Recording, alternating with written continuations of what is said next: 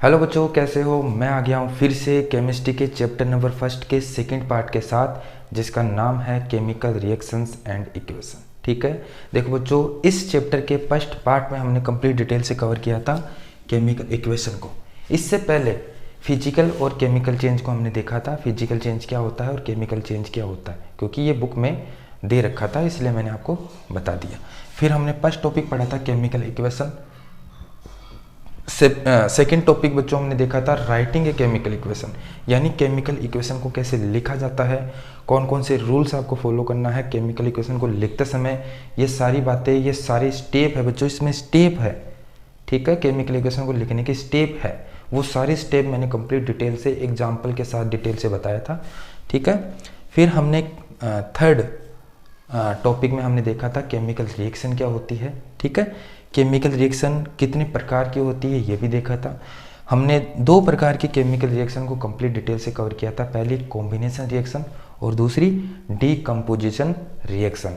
आज का जो वीडियो बच्चों वो डिस्प्लेसमेंट रिएक्शन से स्टार्ट करेंगे और रेंसिडिटी तक चलेंगे। ठीक है, यानी आज के वीडियो में ये चैप्टर कंप्लीट हो जाएगा। देखो, चैप्टर में आगे बढ़ने से पहले आपको बता दूं कि हमारा जो साइंस में स्कोर है बच्चों, हमारा साइंस में स्कोर है वो 95 प्लस का है। ठीक है, गारंटी के साथ मैं बता देता हूँ कि आपको 95 प्लस लाने से कोई नहीं रोक सकता। अगर मेरी बातों को फॉलो करोगे तो आपको 95 प्लस लाने से कोई नहीं रोक सकता। देखो, कोई बच्चे होते हैं जो अच्छी तरह पढ़ के जाते हैं, पूरी बुक आती है उनको, लेकिन फिर रिजल्ट आता है तो उसके 95 ही नहीं आते। वो कुछ गलतियां आप करके आते हो, वो गलतियां भी आपको बताऊंगा, अलग से एक वीडियो बनाऊंगा, उसमें आपको कैसे करना है, क्या क्या गलतियां आप करते हो वो सारी डिटेल से बताऊंगा। मैं आपको ये बताना चाहता हूँ कि हमारा जो साइंस में स्कोर है वो 95 प्लस का है। मैं आपको 4 चीज़ें प्रोवाइड करवाऊंगा। पहली, नोट्स, प्रत्येक चैप्टर के नोट्स, चाहे वो केमिस्ट्री हो, चाहे वो फिजिक्स हो या बायोलॉजी हो, प्रत्येक चैप्टर के नोट्स आपको फ्री में प्रोवाइड करवाऊंगा। और आपको कहाँ मिलेंगे वो नोट्स? मेरे टेलीग्राम चैनल पे मिलेंगे, जिसका लिंक आपको डिस्क्रिप्शन में मिल जाएगा, वहाँ पे आप देख लेना। और लिंक पे क्लिक करोगे तो सीधा आप मेरे टेलीग्राम चैनल पे पहुँच जाओगे। वहाँ पे आपको प्रत्येक चैप्टर के नोट्स फ्री में मिलेंगे, वहाँ से आप डाउनलोड कर सकते हैं। अगर फिर भी कोई दिक्कत आती है तो कमेंट करके मेरे को बताना, मैं आपके कमेंट का रिप्लाई जरूर करूँगा। ठीक है, पहला आपको नोट्स प्रोवाइड करवाऊँगा। दूसरी आपको डाउट क्लियर कराऊँगा, चाहे वो केमिस्ट्री हो, फिजिक्स हो या बायोलॉजी हो। प्रत्येक चैप्टर के डाउट क्लियर होने वाले हैं, कोई डाउट कभी भी आपको डाउट होगा ही नहीं। वीडियो देखने के बाद में किसी प्रकार का कोई डाउट नहीं होगा। दो बातें। तीसरी बात देखो बच्चों, आजकल आपने कभी नोटिस किया है, नहीं किया तो मैं बता देता हूँ कि एग्जामिनर है, जब 10th क्लास बोर्ड का पेपर आता है साइंस का, तो आप देखना, आप देखोगे उस टाइम पे तो कहाँ देखोगे, पिछला पेपर या उससे पिछला पेपर आप देखना कि आजकल है वो केमिस्ट्री के अंदर, चाहे वो फिजिक्स हो, बायो हो, छोटे क्वेश्चन ज़्यादा पूछता है आजकल। जैसे केमिस्ट्री के 4 चैप्टर है, केमिस्ट्री के चारों चैप्टर में छोटे क्वेश्चन ज़्यादा पूछता है, डायग्राम से रिलेटेड ज़्यादा क्वेश्चन पूछता है, डायग्राम बनाओ केमिस्ट्री में। तो ये डायग्राम किस में है? ये एक्टिविटी में बच्चों, एक्टिविटी।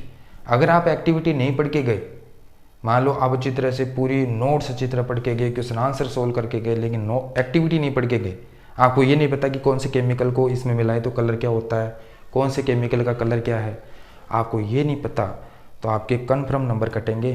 ठीक है, आप 95 प्लस तो छोड़ो, 90 प्लस भी नहीं ला सकते। अच्छी तरह से पढ़ने के बावजूद भी आप 90 प्लस भी नहीं ला सकते। ठीक है, तो 3 चीज़ें हो गई। पहली, नोट्स फ्री में मिलेंगे आपको। दूसरा, डाउट सभी, चाहे वो केमिस्ट्री हो, फिजिक्स हो, बायो हो, सभी से आपको डाउट से छुटकारा मिलने वाला है। तीसरा, आपको मिलेगा एक्टिविटी भी कराऊंगा मैं। और चौथी, आपको क्वेश्चन आंसर, चाहे वो अंदर के क्वेश्चन आंसर हो या एक्सरसाइज के क्वेश्चन आंसर हो, सभी चैप्टर के क्वेश्चन आंसर मैं कराने वाला हूँ। तो 4 चीज़ें आपको मिलेगी, तब जाके 95 प्लस आपके आएंगे। और भी कुछ गलतियाँ हैं जो आप करके आते हो एग्ज़ाम में, जैसे कोई बच्चे होते हैं जो दावा करते हैं कि मेरे 100 नंबर आएंगे, लेकिन रिजल्ट आता है तो उसके 95 प्लस या 93, 92 नंबर आते हैं, 90 नंबर आते हैं। क्यों? क्योंकि वो कुछ गलतियां वहाँ पे करके आते हैं जो उनको नहीं करनी चाहिए थी। अब ये गलतियों का जो वीडियो बच्चों में एक अलग से वीडियो बना दूंगा, उसमें बताऊंगा कि क्या क्या करना है आपको और क्या क्या नहीं करना। ठीक है, अच्छी तरह पढ़ने के बावजूद भी आपके पूरे नंबर नहीं आते, क्योंकि वहाँ पे आप कुछ गलतियाँ करके आते हो। ठीक है, तो ठीक है बच्चों, देखो अब चैप्टर स्टार्ट करते हैं आज का, जिसमें हम पहला टॉपिक पढ़ेंगे डिस्प्लेसमेंट रिएक्शन। थर्ड रिएक्शन है बच्चों डिस्प्लेसमेंट रिएक्शन। यहां तक मैंने इसके फर्स्ट पार्ट में बता दिया है, फर्स्ट पार्ट में जाके देख लेना। डिस्प्लेसमेंट रिएक्शन से स्टार्ट करेंगे।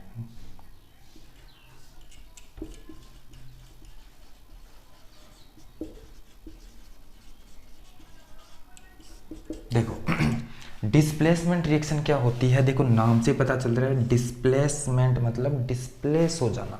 क्या डिस्प्लेस हो जाना? इसमें क्या होता है, दो रिएक्टेंट होंगे। इस रिएक्शन में रिएक्टेंट कितने होंगे बच्चों? दो। अब ये रिएक्टेंट क्या होता है, देखो अगर आपको ये नहीं आता रिएक्टेंट क्या होता है, प्रोडक्ट क्या होता है, तो आप फर्स्ट पार्ट जाके देखिए, जिसमें मैंने कंप्लीट डिटेल से बताया रिएक्टेंट क्या होता है और प्रोडक्ट क्या होता है। फिर भी मैं आपको बता देता हूँ। जैसे मान लो रिएक्टेंट होता है बच्चों, वो एरो से पहले रिएक्टेंट लिखा जाता है, फिर एरो लगा के प्रोडक्ट लिखा जाता है। ऐसे रिएक्टेंट होता है वो हमेशा एरो के पहले आता है। अब रिएक्टेंट जैसे मान लो दो रिएक्टेंट है, तीन रिएक्टेंट है, जैसे कार्बन ऑक्सीजन के साथ रिएक्शन करता है तो CO2 बनाता है, तो यहाँ पे कार्बन और ऑक्सीजन एरो से पहले जो भी है वो रिएक्टेंट है। तो यहाँ पे रिएक्टेंट कौन कौन है? कार्बन और ऑक्सीजन, ये रिएक्टेंट है, और CO2 क्या है बच्चों? प्रोडक्ट है। तो डिस्प्लेसमेंट रिएक्शन में चलते हैं। तो डिस्प्लेसमेंट रिएक्शन क्या होती है?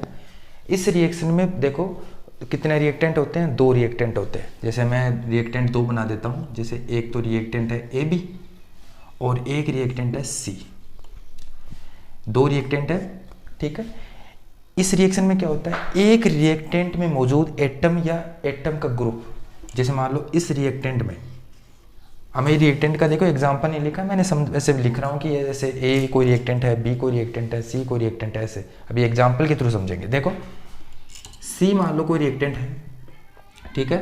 अब इस C रिएक्टेंट में एटम या एटम का ग्रुप, इस C रिएक्टेंट में एटम या एटम का ग्रुप दूसरे रिएक्टेंट में एटम या एटम के ग्रुप को डिस्प्लेस कर देगा। डिस्प्लेस मतलब उसकी जगह ले लेगा और उसको बाहर फेंक देगा, उसको कहते हैं डिस्प्लेस हो जाना।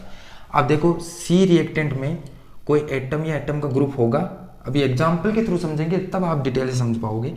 देखो इसमें क्या है, C है, एक रिएक्टेंट है, इस रिएक्टेंट में एटम या एटम का ग्रुप दूसरे रिएक्टेंट में एटम या एटम के ग्रुप को डिस्प्लेस कर देगा। जैसे ये C है, ये C डिस्प्लेस कर देगा, इसमें से मान लो A को कर देता है तो A को बाहर फेंक देगा और खुद इसकी जगह जाके बैठ जाएगा, तो क्या बन गया, CB प्लस A को बाहर फेंक दिया। तो देखो C क्या हो गया, डिस्प्लेस हो गया किसकी जगह, A की जगह, यानी A को डिस्प्लेस कर दिया C ने। इसी को कहते हैं डिस्प्लेसमेंट रिएक्शन, जिसमें एक एटम या एटम का ग्रुप डिस्प्लेस कर देता है दूसरे एटम या एटम के ग्रुप को, इसको कहते हैं डिस्प्लेसमेंट रिएक्शन। जिसमें क्या हुआ, C ने डिस्प्लेस कर दिया A को और A को बाहर फेंक दिया और खुद इसकी जगह जाके बैठ गया, इसी को कहते हैं डिस्प्लेसमेंट रिएक्शन। तो मैं लिख देता हूँ जो मैंने बोला है, ठीक है, इसकी डेफिनेशन लिख देता हूँ। इन दिस रिएक्शन एटम और group of atom in present one reactant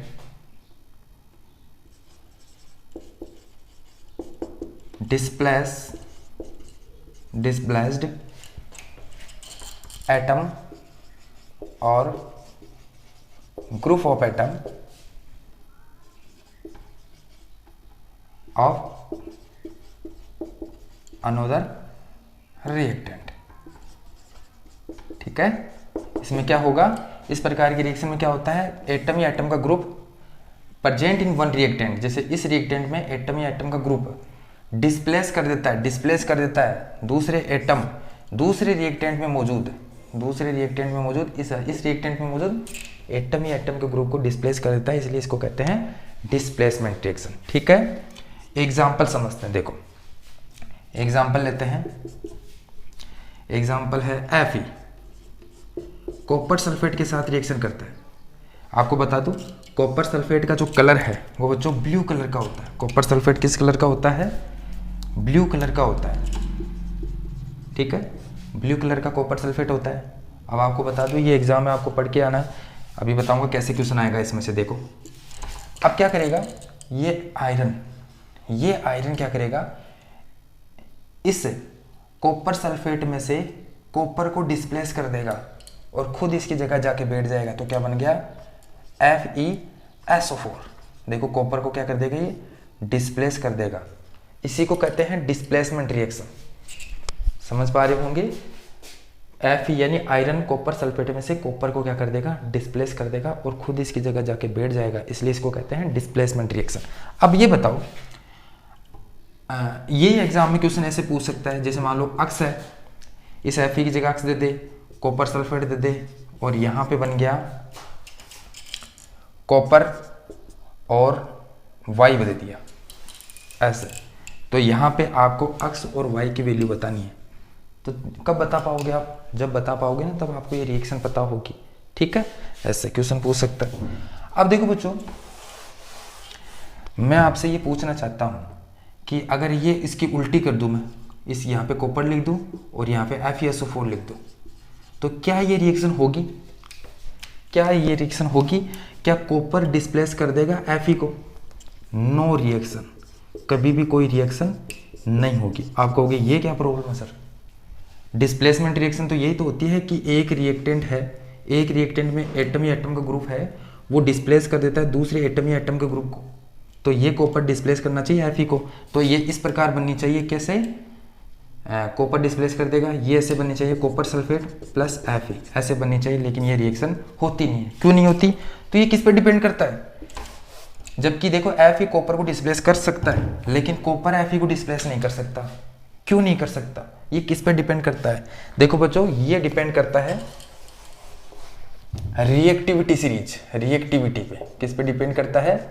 reactivity पे। जो ज्यादा आपको पता है, जो ज्यादा जितना पावरफुल होता है, जो जितना तगड़ा होता है, वो ही कमजोर को डिस्प्लेस कर सकता है। आप ही बताओ, जितना ज्यादा तगड़ा आदमी होगा वो कमजोर आदमी को डिस्प्लेस कर देगा, वहां से फेंक देगा उठा के। क्या कमजोर आदमी बड़े तगड़े को फेंक सकता है? क्या नहीं फेंक सकता। तो डिस्प्लेस करने के लिए वो ज्यादा होना चाहिए, क्या? रिएक्टिव होना चाहिए। तो Fe है वो कॉपर की तुलना में ज्यादा रिएक्टिव है। Fe क्या है? कॉपर की कंपैरिजन में ज्यादा रिएक्टिव है। तो ये Fe कॉपर को डिस्प्लेस कर देगा लेकिन कॉपर Fe नहीं कर पाएगा, कॉपर Fe को नहीं कर पाएगा। क्यों? क्योंकि Fe ज्यादा स्ट्रॉन्ग है कॉपर की तुलना में। ये पहले ही वीक है और ये ज्यादा स्ट्रॉन्ग है, तो ये वीक क्या इसको स्ट्रॉन्ग को कर देगा? नहीं कर सकता। तो आपको कैसे पता चलेगा? आप कहोगे सर हमें कैसे पता कि कौन स्ट्रॉन्ग है कौन वीक है? देखो इसके लिए बच्चों एक रिएक्टिविटी सीरीज होती है, मैं लिख देता हूँ यहाँ पे, उतार लेना। सबसे पहले सबसे ज्यादा हाई रिएक्टिव होता है potassium, sodium, magnesium, aluminium, zinc, iron, lead, hydrogen, copper, mercury, silver और गोल्ड। दोबारा से देख लो, potassium, sodium, magnesium, aluminium, zinc, iron, lead, hydrogen, copper, mercury, silver और गोल्ड। तो जैसे जैसे हम ऊपर से नीचे की तरफ जाते हैं रिएक्टिविटी कम होती जाती है। तो सबसे हाई रिएक्टिव कौन है? पोटेशियम। अब देखो आप इन दोनों में, कॉपर में और Fe में कौन ज्यादा रिएक्टिव है? देखो पहले Fe आता है तो ये ज्यादा स्ट्रॉन्ग है और फिर देखो कॉपर बाद में आता है। देखो ये रहा, कॉपर बाद में आता है तो ये ज्यादा रिएक्टिव है, ये कम रिएक्टिव है, इसलिए ये रिएक्शन नीचे वाली नहीं हो सकती, ऊपर वाली होगी। चलो दूसरा एग्जांपल देखते हैं।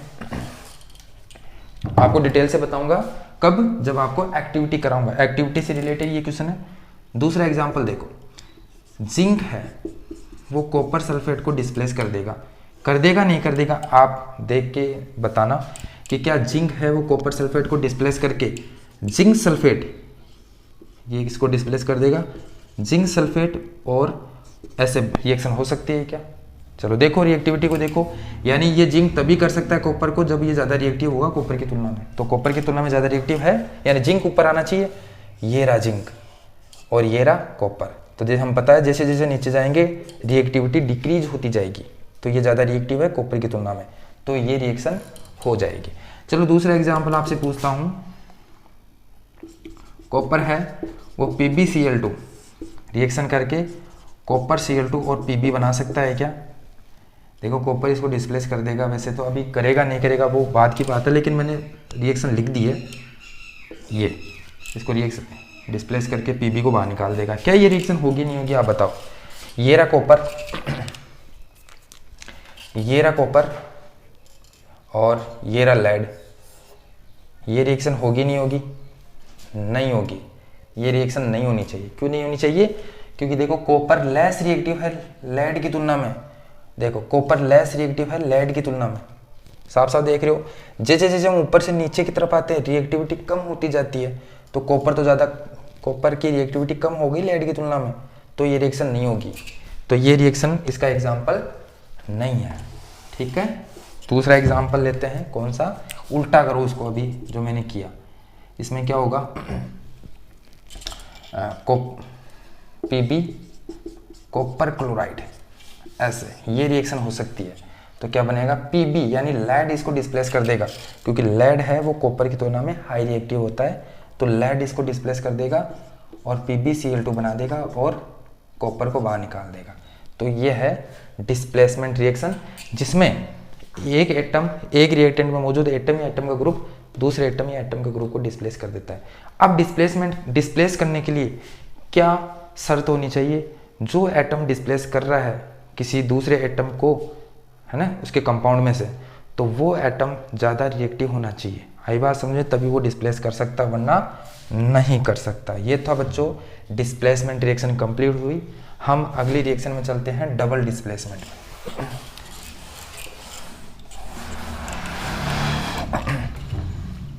ये रिएक्टिविटी सीरीज लिख लेना आप।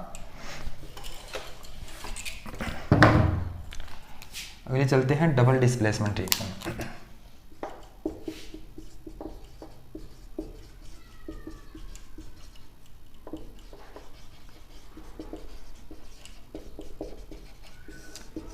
देखो डबल डिस्प्लेसमेंट, इसमें क्या है? 2 बार डिस्प्लेस होगा।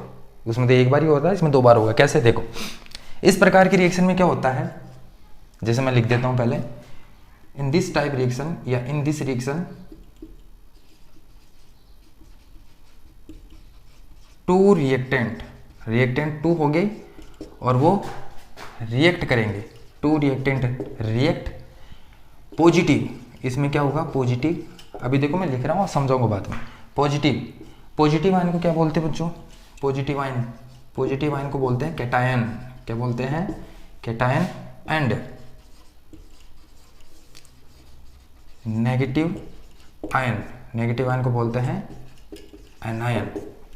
Positive ion and negative ion in the present in 2 reactant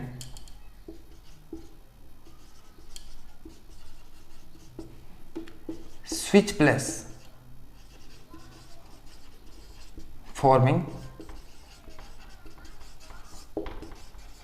new compound और प्रोडक्ट। इसका क्या मतलब हुआ? देखो इसका मतलब समझते। इसमें क्या होता है कि 2 रिएक्टेंट होंगे, ठीक है, और आपस में रिएक्ट करेंगे, पॉजिटिव और नेगेटिव आयन। इसका क्या मतलब हुआ? देखो एग्जाम्पल देखते हैं। 2 रिएक्टेंट बनाता हूँ पहले। जैसे मेरे पास 2 रिएक्टेंट है, एक तो हो गया लेड नाइट्रेट, ठीक है, और दूसरा मेरे पास पोटेशियम आयोडाइड। अगर ये सॉलिड फॉर्म में होगा तो ये कभी आयन नहीं देगा।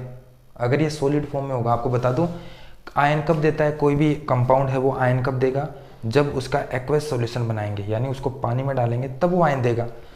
तो मैंने ये बताया था राइटिंग ए केमिकल इक्वेशन, यानी जब किसी भी कंपाउंड को पानी में डालते हैं तो हम एक्वस लगाते हैं। तो यहाँ पे क्या लगाएंगे? अगर बच्चों आपने यहाँ पे सॉलिड लगा दिया तो ये रिएक्शन गलत हो जाएगी। सॉलिड लगाते ही कभी भी आयनों में नहीं बटेगा। तो ये रिएक्शन पॉजिटिव और नेगेटिव आयन की बात कर रहा है। तो ये सॉलिड लगाते ही कभी भी आयनों में नहीं बटेगा। तो आयनों में कब बढ़ता है? जब आप इसमें पानी डालोगे, यानी एक्वस सॉल्यूशन बनाओगे। तो यहाँ पे AQ लिखना आपको, ठीक है। और इसका भी एक्वस सॉल्यूशन बनाना, तभी आयनों में बटेगा। जैसे ही लेड नाइट्रेट, देखो बच्चा बता देता हूँ कि जो लेड नाइट्रेट है ये सॉलिड फॉर्म में, जैसे नमक नहीं होता नमक, वैसे होता है व्हाइट कलर का सॉलिड फॉर्म में। जैसे आप सोचो कि जब नमक को आप पानी में मिलाते हो तो पानी का कलर कैसा हो जाता है, ये जो नमक है वो कैसा कलर का हो जाता है, कलरलेस हो जाता है। ठीक उसी प्रकार ये भी जब सॉलिड फॉर्म में होता है तब तो होता है कैसा, तब तो होता है ये व्हाइट कलर का, लेकिन जैसे आप पानी में डालकर मिलाओगे तो ये कलरलेस हो जाएगा। ठीक इसी प्रकार ये भी सॉलिड फॉर्म में होता है ना तो व्हाइट कलर का होता है, क्रिस्टल फॉर्म में होता है तो व्हाइट कलर का होता है, लेकिन जैसे आप एक्वस सॉल्यूशन बनाओगे तो ये कलरलेस हो जाएगा। तो मैं क्या दोनों को व्हाइट लिखूं या कलरलेस लिखूं, कलरलेस लिखूंगा क्योंकि एक्वस सॉल्यूशन बना रखा मैंने, तो यहाँ पे लिखूंगा कलरलेस, ये भी कलरलेस, ये भी कलरलेस। ठीक है, दोनों क्या है, कलरलेस है। अब देखो बच्चों, जैसे मैं इसको पानी में डाला तो ये 2 आयनों में बढ़ जाएगा, ये 2 आयनों में बढ़ जाएगा, लेड के ऊपर आएगा पॉजिटिव चार्ज और NO3 के ऊपर आएगा नेगेटिव चार्ज, पोटेशियम के ऊपर आएगा पॉजिटिव चार्ज और आयोडीन के ऊपर आएगा नेगेटिव चार्ज। ठीक है, लेड के ऊपर पॉजिटिव चार्ज, नाइट्रेट के ऊपर नेगेटिव चार्ज, पोटेशियम के ऊपर पॉजिटिव चार्ज और आयोडीन, या आयोडीन है बच्चों, आयोडीन के ऊपर नेगेटिव चार्ज। जब इन दोनों को मैं मिक्स करूंगा, मेरे पास देखो 2 प्रकार के सॉल्यूशन है, 2 में टेस्ट ट्यूब ली है, 2 टेस्ट ट्यूब है, इसके अंदर लेड नाइट्रेट है, किस कलर का, कलरलेस, और इसके अंदर है बच्चों पोटेशियम आयोडाइड, वो भी क्या, कलरलेस। जब इन दोनों को मिक्स करूंगा मैं, या तो इसको उठाकर इसमें डाल दो या इसको उठाकर इसमें डाल दो, जैसे मैं एक दूसरे को मिक्स करूंगा तो क्या होगा, तब आप एक चीज देखोगे यहाँ पे कि जैसे आप मिक्स करोगे तो ये दोनों कलरलेस थे, ये क्या हो जाएगा, व्हाइट कलर का PPT मिलेगा आपको। पहले तो ये कलरलेस था, लेकिन जैसे आप दोनों को मिक्स करोगे, जैसे मान लो मेरे पास 2 टेस्ट ट्यूब के अंदर डाल रखा है लेड नाइट्रेट और पोटेशियम आयोडाइड। ठीक है, अब मैं इसको उठा के इसमें डाल दूं या इसको उठा के इसमें डाल दूं, कोई सा कुछ भी कर सकते हो आप। तो जैसे मान लो इसको उठा के मैंने इसमें डाल दिया, यानी लेड नाइट्रेट को उठा के पोटेशियम आयोडाइड में डाल दिया, तो जैसे आप डालोगे तो आपको इसमें क्या मिलेगा, PPT मिलेगा व्हाइट कलर का। ये PPT क्या होता है, प्रेसिपिटेट, क्या मिलेगा,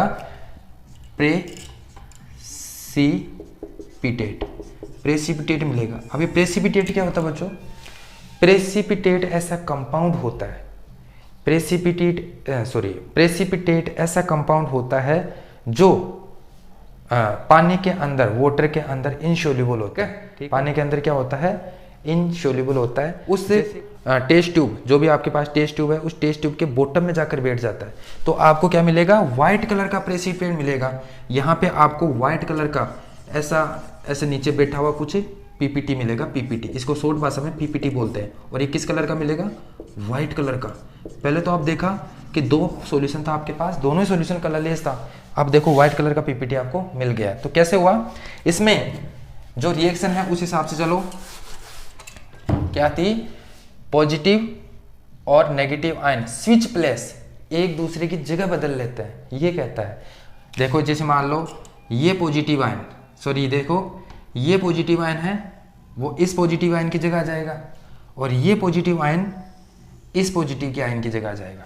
यही तो इसका मतलब, डबल डिस्प्लेसमेंट, 2 बार डिस्प्लेस हो रहा है, एक तो PB इसकी जगह हो रहा है पहला डिस्प्लेसमेंट, और पोटेशियम है वो इसकी जगह डिस्प्लेस हो रहा है दूसरा डिस्प्लेसमेंट, इसलिए इसको कहते हैं डबल डिस्प्लेसमेंट रिएक्शन। इसमें क्या होता है, पॉजिटिव आयन और नेगेटिव आयन एक दूसरे की जगह बदल लेते हैं। ठीक है, तो देखो इसमें क्या हुआ, ये इसके साथ रिएक्शन करेगा, या पहले ऐसा करते हैं लेड को इसके साथ लेके आते हैं, तो लेड को इसके साथ लाएंगे तो ये तो इधर हो गया ना, अब ये पोटेशियम के साथ जुड़ेगा लेड, तो क्या बन जाएगा, PbI2, क्या बन जाएगा, PbI2। और आप कहोगे सर पहले तो I था, ये I2 कहाँ से आया, ये बच्चों अभी बता देता हूँ, ये पिछले वीडियो में मैंने बताया था। ये डिपेंड करता है किस पे, मॉलिक्यूलर फॉर्मूला पे। अगर आपको मॉलिक्यूलर फॉर्मूला नहीं आता है तो मुझे कमेंट करके बताना, मैं उसका एक अलग से वीडियो बना दूंगा। ठीक है, अब देखो पोटेशियम आयोडाइड हो गया, और ये इसके साथ रिएक्शन करेगा, मतलब ये पोटेशियम है इस लेड की जगह जाके बैठ जाएगा, क्या बन जाएगा, K2NO3, ये बन जाएगा। जो आपको व्हाइट कलर का PPT मिला था प्रेसिपिटेट, वो क्या बना था, वो ये बना था व्हाइट कलर का। जो आपको व्हाइट कलर का PPT मिला था बॉटम के अंदर, जो पानी के अंदर इनसोल्यूबल था, वो था ये, उसका नाम क्या था बच्चों, लेड आयोडाइड, लेड आयोडाइड। आई बात समझे। और प्रेसिपिटेशन रिएक्शन किसको कहते हैं, जिस रिएक्शन में प्रेसिपिटेट प्राप्त हो, जिस रिएक्शन में क्या प्राप्त हो, प्रेसिपिटेट प्राप्त हो, उस रिएक्शन को प्रेसिपिटेशन रिएक्शन कहते हैं। उम्मीद करता हूं कि समझ गए होंगे। दूसरा एग्जांपल देखते हैं।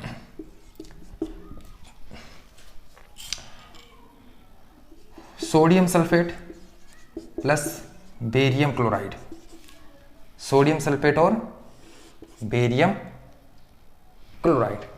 अब देखो बच्चों, जो सोडियम सल्फेट है, सोडियम सल्फेट है वो किस कलर का होता है? Na2SO4 आएगा बच्चों, Na2SO4। सोडियम सल्फेट है वो ठीक इसी प्रकार है, जब सॉलिड फॉर्म में होता है तो व्हाइट कलर का होता है, लेकिन जैसे इसका एक्वस सॉल्यूशन बनाएंगे, अगर एक्वस सॉल्यूशन नहीं बनाओगे तो पॉजिटिव और नेगेटिव आयन कभी नहीं मिलेगा। एक्वस आयन बनाएंगे तो इसके ऊपर पॉजिटिव और इसके ऊपर नेगेटिव आ जाएगा, और ये किस कलर का हो जाएगा? कलरलेस। वैसे तो ये व्हाइट कलर का होता है सॉलिड फॉर्म में, लेकिन अब कैसा हो गया? ये कलरलेस हो गया, क्योंकि पानी के अंदर इसको डाल दिया है, जैसे नमक को डालते हैं। नमक का एग्जाम्पल समझ के आप याद कर सकते हो। ये भी बच्चों अगर सॉलिड लिख दिया यहाँ पे तो ये व्हाइट कलर का हो जाएगा, लेकिन हम सॉलिड नहीं लिखेंगे। सॉलिड क्यों नहीं लिखेंगे? क्योंकि ये पॉजिटिव और नेगेटिव आयन कभी बनेगा ही नहीं जब तक ये पानी में नहीं डालोगे, और पानी में डालते हैं एक्वस लगाना है, तो क्या होगा? ये व्हाइट कलर का, व्हाइट। देखो बच्चों, ये आपको येलो कलर का मिलेगा, येलो कलर का पीपीटी मिलेगा, ठीक है। अब देखो, जैसे आप दोनों कलरलेस को डालोगे तो इसके ऊपर देखो पॉजिटिव और इसके ऊपर नेगेटिव, तो ये होगा पॉजिटिव इसकी जगह आके बैठ जाएगा, ये पॉजिटिव इसकी जगह चला जाएगा, तो क्या बन गया? ये इस तरह जाएगा, इस क्लोरीन के साथ रिएक्शन करेगा तो बन गया NaCl, NaCl, और ये बनाएगा बेरियम सल्फेट BaSO4, जो ये व्हाइट कलर का ये मिलेगा बच्चों, व्हाइट कलर का, व्हाइट पीपीटी ये मिलेगा व्हाइट कलर का, वो येलो कलर का मिलेगा आपको, ठीक है। उम्मीद करता हूँ कि समझ गए होंगे। इसमें 2 बार डिस्प्लेसमेंट होता है, तो देखो एक बार सोडियम इसके साथ करेगा और एक बार बेरियम इसके साथ करेगा इधर आके, तो इसको कहते हैं डबल डिस्प्लेसमेंट रिएक्शन। इसके बाद में बच्चों कौन सी रिएक्शन आती है? ऑक्सीडेशन। 5th वाली आती है ऑक्सीडेशन रिएक्शन।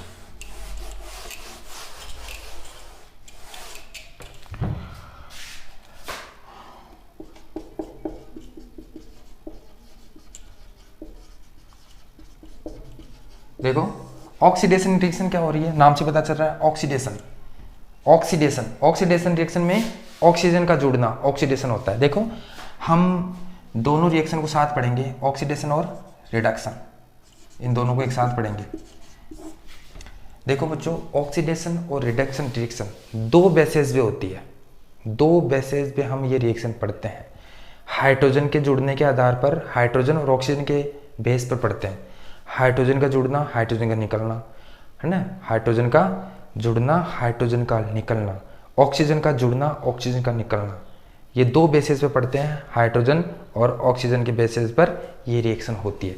तो हम बच्चों पहले हम पढ़ेंगे ऑक्सीडेशन और रिडक्शन को किसके आधार पर पढ़ेंगे? केवल ऑक्सीजन के आधार पर, ऑन बेसिस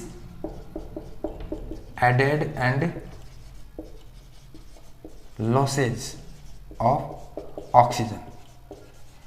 ऑक्सीजन के जुड़ने और निकलने के आधार पर हम ऑक्सीडेशन और रिडक्शन रिएक्शन पढ़ेंगे। ऑक्सीडेशन पहले पढ़ेंगे ऑक्सीडेशन, तो ऑक्सीडेशन पे क्या है? केवल ऑक्सीजन के आधार पर पढ़ेंगे, और फिर दूसरा हम पढ़ेंगे हाइड्रोजन के आधार पर। तो ऑक्सीजन के आधार पर ऑक्सीडेशन किसको कहते हैं और रिडक्शन किसको कहते हैं? चलो, added of oxygen, added of oxygen in the reaction called oxidation। ये तो एकदम इजी है। अगर किसी रिएक्शन में ऑक्सीजन जुड़ती है, देखो बच्चों, अगर किसी रिएक्शन में ऑक्सीजन जुड़ रही है, अगर किसी रिएक्शन में ऑक्सीजन जुड़ती है तो उसको कहते हैं ऑक्सीडेशन रिएक्शन। और इसका उल्टा कर दो, इसमें losses of oxygen in the reaction is called reduction reaction. अगर किसी रिएक्शन में ऑक्सीजन लॉस हो रही है तो वो रिडक्शन रिएक्शन है। देखो ऑक्सीजन के आधार पर दोनों का डेफिनेशन हो गई। ऑक्सीजन का जुड़ना ऑक्सीडेशन, ऑक्सीजन का निकलना केवल देखो मैंने ऑक्सीजन के बेस पर किया है, हाइड्रोजन का भी नाम भी नहीं लिया है। तो ऑक्सीजन का जुड़ना ऑक्सीडेशन, ऑक्सीजन का निकलना रिडक्शन। तो एग्जांपल देखते हैं, ऑक्सीजन कहाँ जुड़ती है। देखो एग्जांपल देखते हैं, कॉपर ऑक्साइड, कॉपर है, कॉपर किस कलर का होता है बच्चों? ब्राउन कलर का, ब्राउन कलर का होता है, कॉपर ब्राउन कलर का होता है। देखा, आप क्या करोगे, एक चाइना डिश लोगे, चाइना डिश, चाइना डिश के अंदर आप क्या डालोगे? Copper powder. ये क्या है बच्चों? ये है कॉपर पाउडर। इसका एग्जांपल बता रहा हूँ, कॉपर पाउडर किस कलर का होता है? कॉपर पाउडर ये होता है ब्राउन कलर का, ब्राउन कलर का होता है। जब आप इसको गर्म करोगे, गर्म करने का मतलब नीचे से आप स्पिरिट लैम्प से गर्म करोगे, तो मैंने पिछले वीडियो में बताया था गर्म करने का मतलब ऑक्सीजन के साथ रिएक्शन, जलना ऑक्सीजन के साथ रिएक्शन। तो इसका ऑक्सीजन के साथ रिएक्शन होगा और क्या बना देगा? Copper oxide. आप देखोगे ब्राउन कलर का जो कॉपर पाउडर था वो चेंज हो गया ब्लैक कलर में। किस कलर में? ब्लैक कलर में। तो ब्लैक में कैसे बदला? पहले तो ब्राउन कलर का था, ब्लैक में बदल गया क्योंकि ऑक्सीजन के साथ रिएक्शन हो गई है उस ब्राउन कलर के कॉपर की। ब्राउन कलर के कॉपर की किसके साथ रिएक्शन हो गई है? ऑक्सीजन के साथ, और क्या बन गया है? कॉपर ऑक्साइड बन गया है। ये जो ब्लैक कलर का था ना वो क्या बन चुका है? ब्लैक कलर का क्या बन चुका है? Copper oxide. अब बताओ इस रिएक्शन में क्या ऑक्सीजन जुड़ी है? देखो पहले कॉपर था, अब ये ऑक्सीजन के साथ जुड़कर कॉपर ऑक्साइड बनाया। देखो ऑक्सीजन जुड़ गई कॉपर के साथ, तो ये किस प्रकार की रिएक्शन है? Oxidation reaction. चलो एक एग्जांपल और देख लिए। Mg, जब आप मैग्नीशियम को जलाते हो, जलाने का मतलब ऑक्सीजन के साथ रिएक्शन, तो ऑक्सीजन के साथ रिएक्शन होगी तो क्या बनेगा? MgO बनेगा। तो बताओ ये रिडक्शन है या ऑक्सीडेशन? ये ऑक्सीडेशन रिएक्शन है क्योंकि देखो मैग्नीशियम के साथ ऑक्सीजन जुड़ रही है और क्या बना रहा है? मैग्नीशियम ऑक्साइड बना रहा है। देखो ऑक्सीजन जुड़ रही है तो ये किस प्रकार की रिएक्शन है? Oxidation reaction. अभी आपको आगे पूछूंगा एग्जाम्पल और तब आप बताना कि किस में ऑक्सीडेशन हुआ है, किस में रिडक्शन हुआ। चलो, ऑक्सीजन का जुड़ना ऑक्सीडेशन, ऑक्सीजन का निकलना रिडक्शन। चलो इसका बताओ। इसमें देखो ऑक्सीजन निकलनी चाहिए, देखो क्या है? KClO3। इसका क्या नाम है बच्चों? इसका नाम है पोटेशियम क्लोरेट। क्या नाम है इसका? Potassium chlorate. इसका नाम है पोटेशियम क्लोरेट, ठीक है। अब देखो पोटेशियम क्लोरेट से बन जाएगा KCl और O2। बैलेंस करने की जिम्मेदारी आपकी है, इसको बैलेंस आप खुद करोगे क्योंकि मैंने फर्स्ट पार्ट में कंप्लीट डिटेल से बताया था बैलेंस कैसे किया जाता है, तो बैलेंस आप खुद करोगे। तो देखो बच्चों, पहले ऑक्सीजन जुड़ी हुई थी लेकिन अब देखो ऑक्सीजन निकल गई है, प्रोडक्ट में ऑक्सीजन निकल गई है। पहले ऑक्सीजन जुड़ी थी, अब प्रोडक्ट में ऑक्सीजन निकल गई है। तो ये किस प्रकार की रिएक्शन है? रिडक्शन। किस प्रकार की रिएक्शन है? Reduction reaction. जिस रिएक्शन में ऑक्सीजन जुड़ती है ऑक्सीडेशन, और जिस रिएक्शन में ऑक्सीजन निकलती है रिडक्शन। ये तो हो गया बच्चों ऑक्सीजन के आधार पर। किसके आधार पर? ऑक्सीजन के आधार पर। अब हम पढ़ेंगे बच्चों हाइड्रोजन के आधार पर। किसके आधार पर? हाइड्रोजन के आधार पर पढ़ेंगे ऑक्सीडेशन किसको कहते हैं और रिडक्शन किसको कहते हैं। उल्टा हो जाएगा, ऑक्सीडेशन में लॉस होगा हाइड्रोजन, इसमें ऐड हो रहा था ना, इसमें लॉस हो जाएगा, लॉसेज ऑफ हाइड्रोजन, और इसमें लॉस हो रहा था ऑक्सीजन तो इसमें ऐड हो जाएगा, एडेड ऑफ हाइड्रोजन। इसमें लॉस होगा हाइड्रोजन तो उसको ऑक्सीडेशन कहते हैं, इसमें ऐड होगा हाइड्रोजन तो उसको रिडक्शन कहते हैं। एग्जाम्पल समझते हैं, एग्जाम्पल कौन कौन से इसके।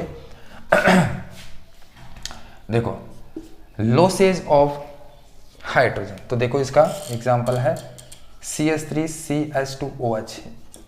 इसका क्या नाम है बच्चों? इसका नाम है एथेनॉल, एथेनॉल, ठीक है। एथेनॉल, सॉरी हाइड्रोजन निकल जाएगा यहाँ पे, डिहाइड्रेशन नहीं है, यहां से क्या होगा, एक हाइड्रोजन यहां से निकल जाएगा। अरे दो हाइड्रोजन नहीं है, ऐसे लिख सकता हूं H और H, ऐसे भी लिख सकता हूं ना इसको उठाकर, ये लो, तो एक हाइड्रोजन यहां से और एक हाइड्रोजन यहां से, तो ये आपस में निकल जाएगा, ठीक है। वापस इसको लिख देता हूं,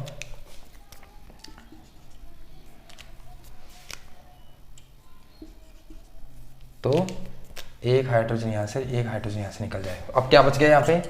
CH3 C CHO, ये हाइड्रोजन निकल गया ना, एक यहाँ से एक यहाँ से, CHO बच जाएगा और एक हाइड्रोजन यहाँ पे H2 निकल गया है। तो इस रिएक्शन में देखो ये बच्चों क्या है, ये एल्डिहाइड बन चुका है। एल्डिहाइड आपको नहीं समझ में आएगा, ये जो बच्चों ये एथेनॉल, मेथेनॉल, ये प्रोपेनॉल, ये सारा किस में है, चैप्टर नंबर 4 में है, जिसका नाम है कार्बन एंड इट्स कंपाउंड। उसमें हम डिटेल से पढ़ेंगे इसका नामकरण, कैसे नाम होता है। देखो इसमें हाइड्रोजन लॉस हो गई है, तो ये किस प्रकार की रिएक्शन है, ऑक्सीडेशन रिएक्शन है।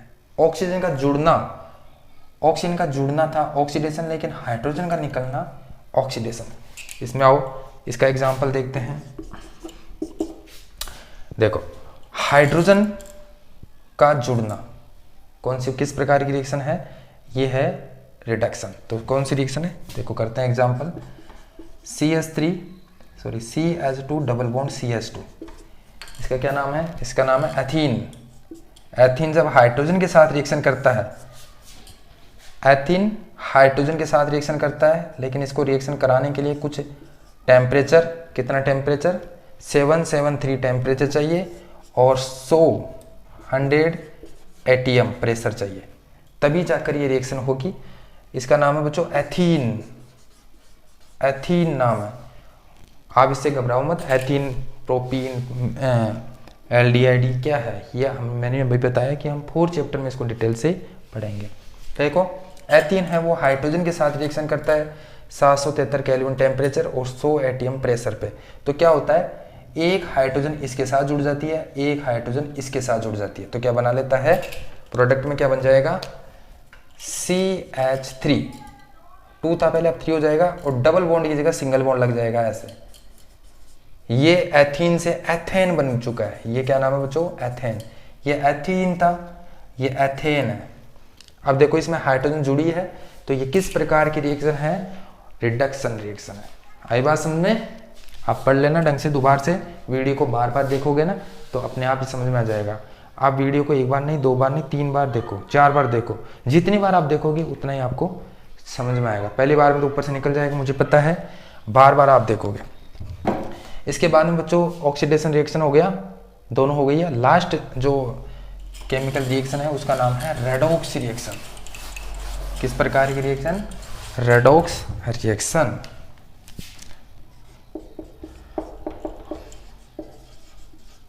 देखो बच्चों रेडॉक्स रिएक्शन किसको कहते हैं, ऐसी रिएक्शन जिसमें ऑक्सीडेशन रिएक्शन भी हो रही है और रिडक्शन रिएक्शन भी हो रही है।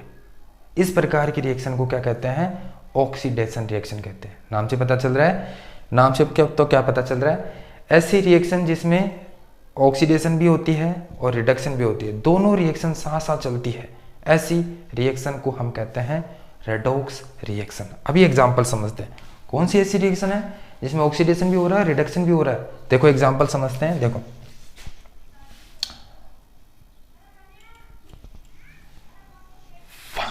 कॉपर ऑक्साइड जब हाइड्रोजन के साथ रिएक्शन करता है, अभी मैंने बताया कॉपर ऑक्साइड किस कलर का है, ब्लैक कलर का होता है। पहले कॉपर किस कलर का था, ब्राउन कलर का, उसको गर्म किया, ऑक्सीजन के साथ रिएक्शन किया, कॉपर ऑक्साइड बन गया। तो जब कॉपर ऑक्साइड, ब्लैक कलर का कॉपर ऑक्साइड रिएक्शन करता है हाइड्रोजन के साथ, तो क्या बना देता है, कॉपर अलग हो जाता है। देखो ये कॉपर बन जाएगा और साथ में ये ऑक्सीजन इसके साथ जुड़ जाएगा, क्या बन जाएगा, वाटर बन जाएगा। ठीक है, ऐसा हो गया है। अब बताओ इसमें क्या ऑक्सीडेशन और रिडक्शन दोनों हो रहा है, बिल्कुल हो रहा है। देखो कॉपर ऑक्साइड से क्या बन गया, कॉपर बन गया।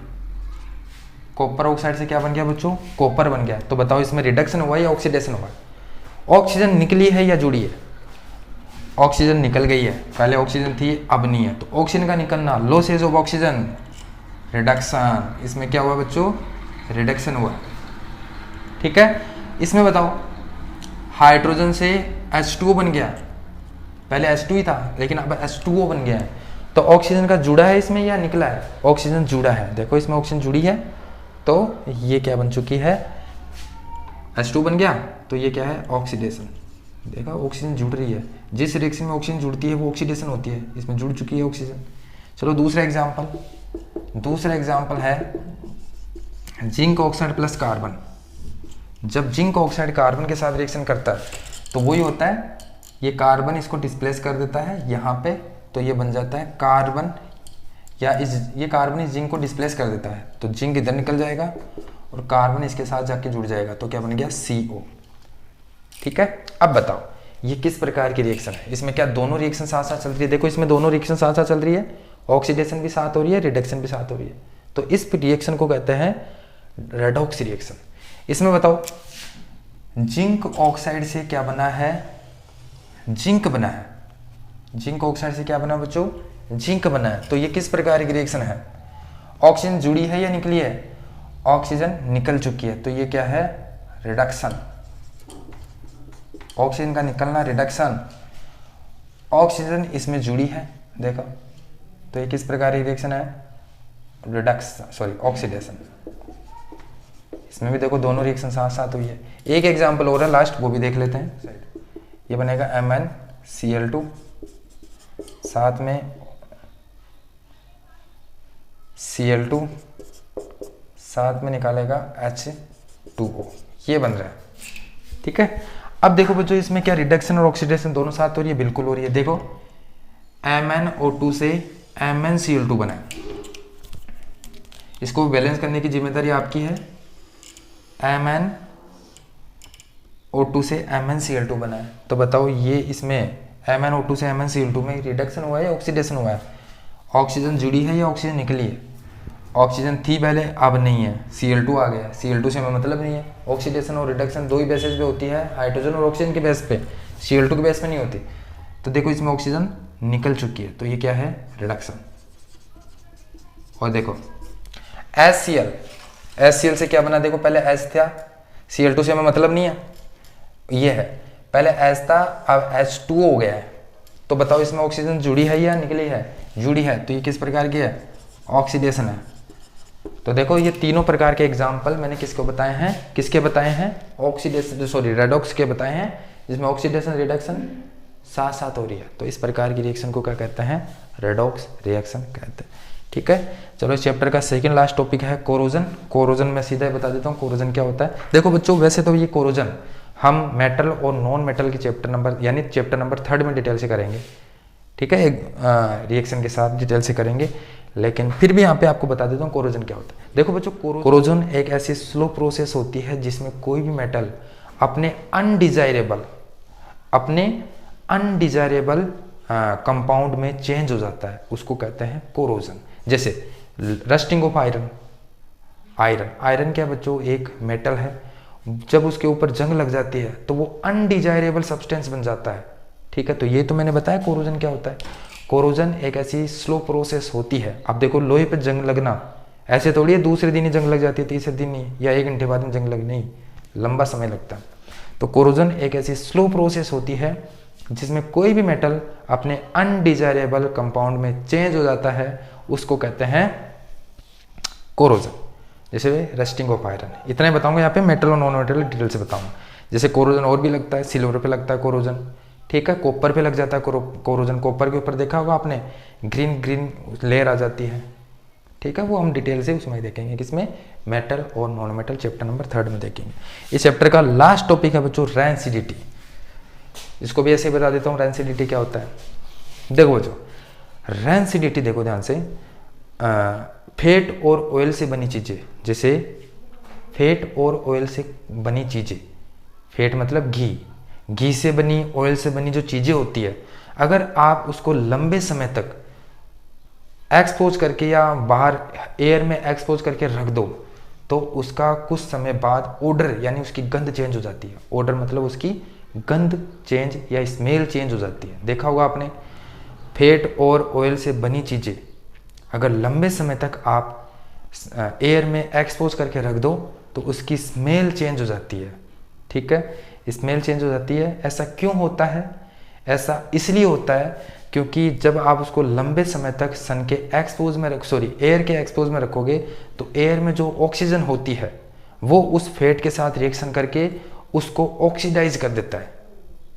एयर में जो ऑक्सीजन होती है वो उस फैट और ऑयल, जो भी आपने फूड बनाया है, फूड मटेरियल जो फैट और ऑयल से बना हुआ है, वो उस फैट और ऑयल से रिएक्शन करके उस फूड को ऑक्सीडाइज कर देता है और फूड को ऑक्सीडाइज करने की वजह से उसके अंदर बदबू आने लग जाती है, वो खराब हो जाता है। इसको कहते हैं रैंसिडिटी, इसी को कहते हैं रैंसिडिटी, ठीक है, जिसमें फैट और ऑयल से बनी चीज़ें का ऑर्डर चेंज हो जाता है, गंध चेंज हो जाती है अगर उसको लंबे समय तक हम एयर के एक्सपोज में रखते हैं। ऐसा क्यों होता है? क्योंकि फैट और ऑयल इन्वायरमेंटल एयर के साथ ऑक्सीजन के साथ रिएक्शन करके वो ऑक्सीडाइज हो जाता है, ठीक है, इसलिए उसकी गंध चेंज हो जाती है। इसको कहते हैं रैंसिडिटी।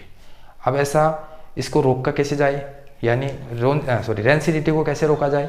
इसके लिए बच्चों हम एंटीऑक्सीडेंट एजेंट, ऐसे सब्सटेंस डालते हैं उसमें, एंटीऑक्सीडेंट एजेंट। जैसे आपने देखा होगा चिप्स कुरकुरे वगैरह आप खाते होंगे, उसमें देखा होगा जो हवा भरी होती है अंदर की तरफ। अरे कुरकुरे होते हैं, चिप्स होते हैं, वो किसका बना होता है? फैट और ऑयल से तो बना होता है, फैट और ऑयल से तो बना होता है। अब उसके अंदर हवा, जिस कंटेनर में हम डालते हैं, अंदर की सारी हवा निकाल कर उसमें नाइट्रोजन डालते हैं। जो हवा उसमें भरी रहती है पैकेट में, वो नाइट्रोजन है। अब वो नाइट्रोजन गैस इसलिए डालते हैं ताकि वो आसपास की जो हवा है, ऑक्सीजन है, उसके फूड और फैट से बना जो चिप्स है ना, उसके कांटेक्ट में ना आ पाए। नाइट्रोजन क्या बच्चों? एक अच्छा एंटीऑक्सीडेंट एजेंट है जो ऑक्सीजन को रिएक्शन नहीं करने देता, कहने का मतलब, ठीक है। इसलिए वो कुरकुरे चिप्स होते हैं ना, उसमें नाइट्रोजन गैस डाली जाती है। आई बात समझ में? उम्मीद करता हूँ आज का वीडियो समझ में आएगा। और अगले वीडियो में हम एक्टिविटी देखेंगे, और इसके अगले वीडियो में, इसके 4 वीडियो बनने वाले बच्चों, 2 तो आज बन गए, और अगले वीडियो में एक्टिविटी, और अगले वीडियो में इसके क्वेश्चन आंसर, ठीक है। फिर ये पहला चैप्टर कंप्लीट हो जाएगा। उम्मीद करता हूँ वीडियो अच्छा लगा होगा। वीडियो अच्छा लगे तो प्लीज़ वीडियो को लाइक करना, चैनल पर नए हो तो चैनल को सब्सक्राइब करके बेल आइकन को प्रेस करना।